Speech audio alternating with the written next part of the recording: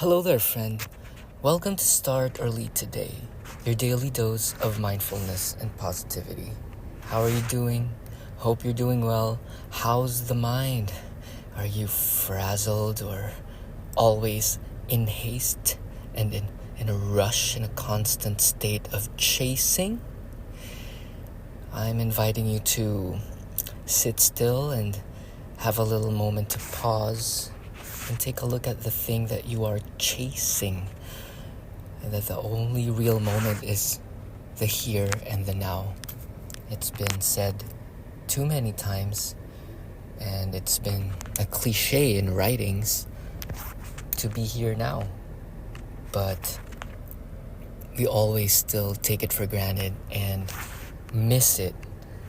And we're always, the moment that we wake up, we're always off to the next thing. We're always off to the next gratification. And this part of ourselves that's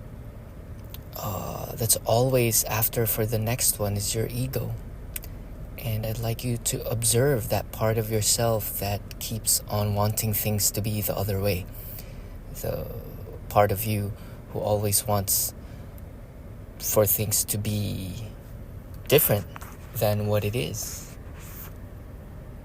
And this is the only cause of your suffering and pain, is your contradiction of what is. Because we impose and wield our control over things, but there's really nothing within our power to control but ourselves. So how are you showing up today, my friend? May we show up with fortitude, centeredness, clarity, and try to control things that are within our control. And the famous writing goes as such: Lord, give me the power to know the things to control the things that I'm in control with. That's our actions, that's our personal narrative, that's the way we see the world, that's the way we see ourselves. The things that we don't have control over, that's other people's behavior, that's the behavior of the market, other people's reaction, unforeseen circumstances, the weather, people passing. That's out of your control.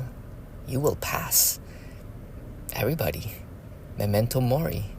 So you can take that as a great wisdom that brings in clarity and joy and enlightenment, or you can be afraid and avoid and not feel good about it. So it's up to you. The choice is always within us.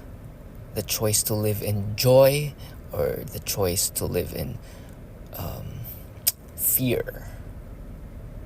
And assess that in your heart each and every moment. Are you being fearful or are you being courageous? It's always nice to come out of centeredness first, activating and tapping into that divine centeredness, your alignment to the divine. And then out of that, all things that happens are just seen in a more gracious and loving way. We talked about meeting everything with understanding yesterday, just to understand the way things are and tap into the intelligence of the cosmos, the way the stars behave, the way the trees grow, the way the wind blows. It's you.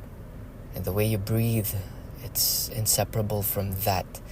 You are inseparable from the flow of nature. You are the Tao, you are God, you are Thich Nhat Hanh, my friend. You are the forever forgiving. You have unlimited potential. You have all the creativity in the world.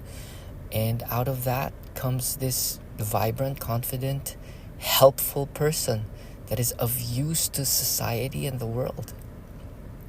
And what does that look like for you, my friend? You can start by thinking about that persona now. You can design your attitude by imagining how are you going to be able to conquer today. When we say conquer, we do not mean aggressive in a destroying, get out of my way attitude. When we say conquer, you are above things. You are peaceful. You're unbothered by unforeseen circumstances, by these things that happen all around you. You are the eye of the storm, your spine, your center. You can turn your searchlights within. You just invert your attention. That is looking within, feeling within, the teachings of the yogis and the sages. And bringing our attention to the things that are out of our control and letting it be and accepting them. And the second part of the passage is accept the things that are not of our control. And you can easily run it through a filter. Anything, any data that bothers you, is this within my control or out of my control? And you'll always revert back to your perception. The control is the shift on how you look at it. Maybe look at it from the side, from above, from below, from behind. Look at it from their point of view. Look at it from the tree's point of view, from the bird's point of view, from God's point of view, from the point of view of a rock star, or from a point of view of a peasant. And then revert back to your center and have this heart of the Buddha. Make pure thy heart, a passage that has been so close to me, because each and every moment you can attain atonement and absolution through washing off, through purification, burning off all of the things that don't help you to become a more loving person. So what are you going to work on today? May you have the wisdom to know the things that you are in control of, and the difference between the two, the thing that you can control and the things that you cannot. That wisdom, that discernment, that's the trick. If you can allow space in between your reaction and turn that into a graceful response. At times it's just acceptance and honor. You can offer your beloveds, you can offer your family members, your friends, just offer them your acknowledgement and your help and your attention. Oh, hello there, garbage truck. Thank you for all the things that you do. Yeah, he's doing a little sprint as if he's in a contest. I love a good physical job. I had a phase in my life wherein I was a spin instructor, a yoga instructor, and it feels good. It's just, you can tap into the body and tap into the flow, and it's a very good tool to become at one with the universe, become at one with to get yourself out of your head and into your body. So if you become too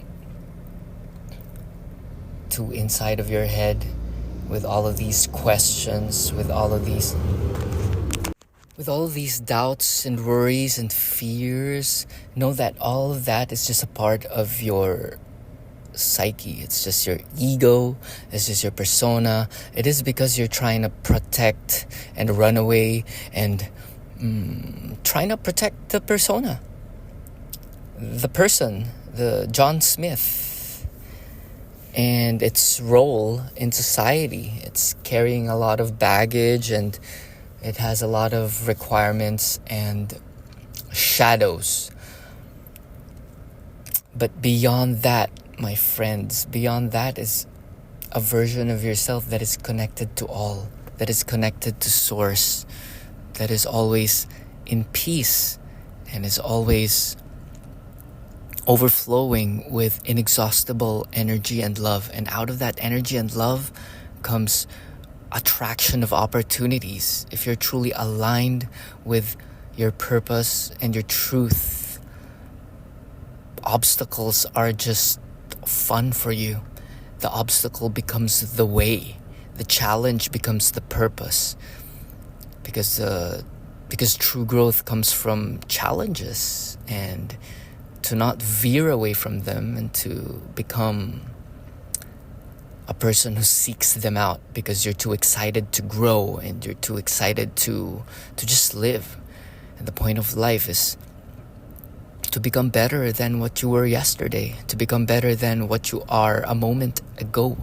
Because we're always changing. It's just either for the better or for the worst. And if we're not mindful, our energies can be scattered and we can be pulled down by things around us. Just like media or bad influence, bad people. Ooh, I know we are not to judge things if they're good nor bad. It's just, you can rephrase bad to a low vibrational resonance. See, they are still low in their evolution, but neither is better than the other. It's just a rate of consciousness. It's just a rate of intelligence. Just as a rock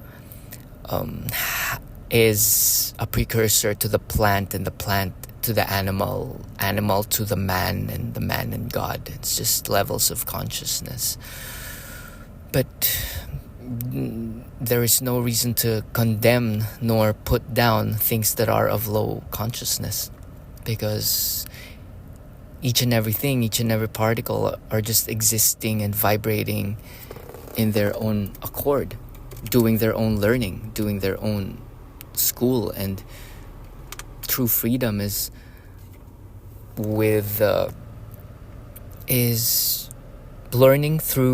learning in a way with one's choosing. Okay, so how are you going to choose today? How are you going to learn today? May you encounter everything with holiness. May you see things that are seemingly challenging as purposeful and useful to you. And you can write them down. What were the challenges that you encountered yesterday, and how are you to deliberately improve that today? Is it a number? Is it a number of inputs? Is it a number of output? What are your results? And these can easily be assessed and jotted down. Use the good old notebook or notes from your iPhone. My iPhone notes are filled with phrases that struck me. I really like collecting gems from the internet. Whenever I listen to podcasts, I take note of the phrases that get my attention, because they'll just wither away if you don't take them into account. And to remember them, glance at it once every so often. Just like the little notebook I have here, I have written, "You're not upset for the reason that you think." What a thing to ponder on. So whenever we feel upset, we think we're upset because we think it's linear. We think it's a basic cause and effect, that this person did this, therefore I'm upset. But the deeper truth of that is there's a root. There's a root and there's a source of probably inadequacy or parts of you that are unloved. And the only person who can heal that is yourself. See, if you're avoiding a person, if you're avoiding a circumstance, if you're avoiding a challenge, it is not that thing that you are avoiding. It is the thing that makes you feel. So it makes you feel something, and then your automatic reaction is to shut down or turn your back on it. But if you give it a moment, and discern and take a deep breath and watch your body, this works well with addiction as well. I experimented with this with alcohol. I used to be an alcoholic, I really loved the good old drink. The whiskey, the tequila. I drank that all day. And then I observed as a scientist, as a curious being. What if I just observed? What is this urge to continue this pattern? And I watched my hand, and I just commanded my hand, reach for something other than the bottle. Reach for a yo-yo. As for me, I turned to exercise. I reached for the skateboard instead. I reached for the weights, the kettlebell. I did yoga classes instead of the bottle. I reached for the guitar. I reached for a book. See? So anything that makes you initially react to anything, question it by inserting space. So you can insert space if you're immediately urged to react in an angry way or in a down-putting way, in an aggressive way. Take 3 breaths or just 1 breath. And as you do that breath, project a calm smile and stop. Just stop everything and just watch. And it will save you a whole lot of drama. It will save you a whole lot of heartache to not react, but to just respond. And your core beliefs are the planks of your raft. Stand on it to stay afloat. What are your core beliefs, my friend? What do you believe about yourself? You see?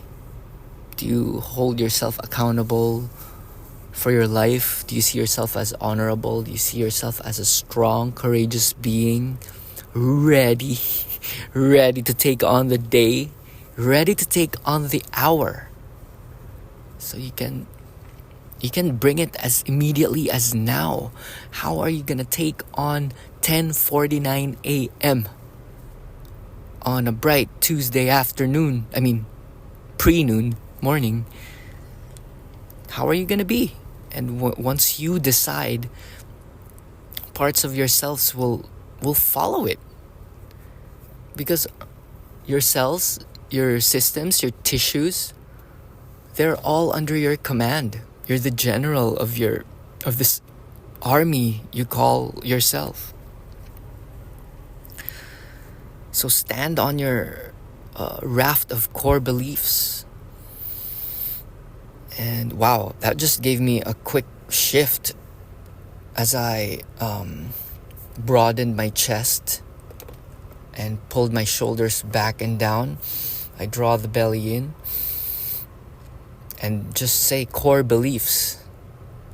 You believe yourself to be a winner. You believe yourself to be the best. You believe yourself to be all-encompassing, unlimited. So if you're liking these talks in the morning, feel free to share. startearlytoday.com. Feel free to comment, subscribe. We're everywhere. We're on YouTube. We're on Spotify, Apple Podcasts. So it really helps if you like and share. So I hope these nuggets of inspiration, these are just basic things that help me. And I just feel compelled to share it to you because sharing is caring. And I care for the world and all the humans that it contains. And in doing so, it cares for me. The golden rule. As within, so without. What you give, you get back tenfold. And I'm giving you the power and the permission to become the most authentic, unbelievable, the best you. That's it for today. I hope you found inspiration. We got a lot of cooking happening at makepuretheyheart.com. Feel free to get inspired in the kitchen. Plan your grocery shopping and you can plan your meals so you can open up space and time in your life for things that really matter to you. And it's a constant discovery. Because if you open up, let's say you got $1 million today and a whole lot of time has opened up for you. you'd still be challenged on what you will do with your life. Okay? So I'd like for you to sit with that challenge. So if you use your time very efficiently and effectively, we discussed the difference between effectiveness and efficiency. But it's good to be both.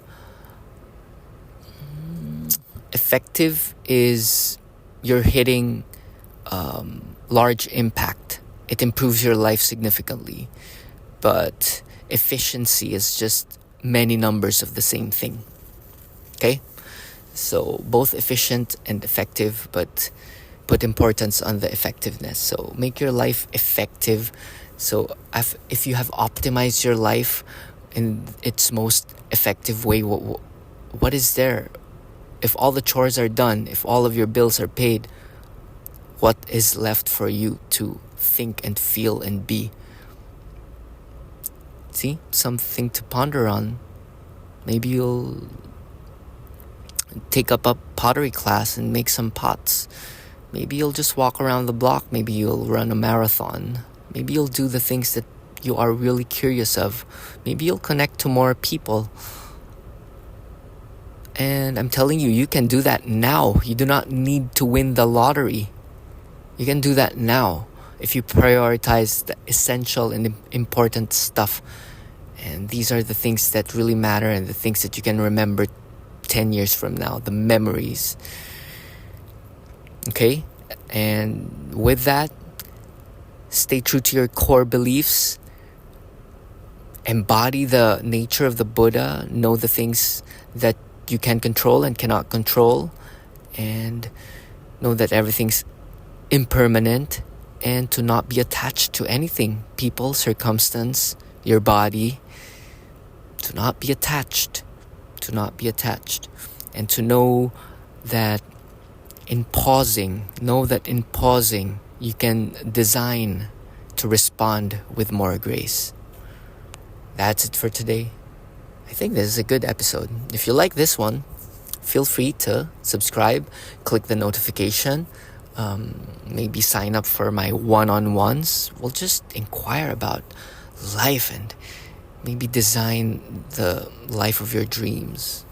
Just to take a look at it and see the parts of you who are blocking it. It's just a part of you.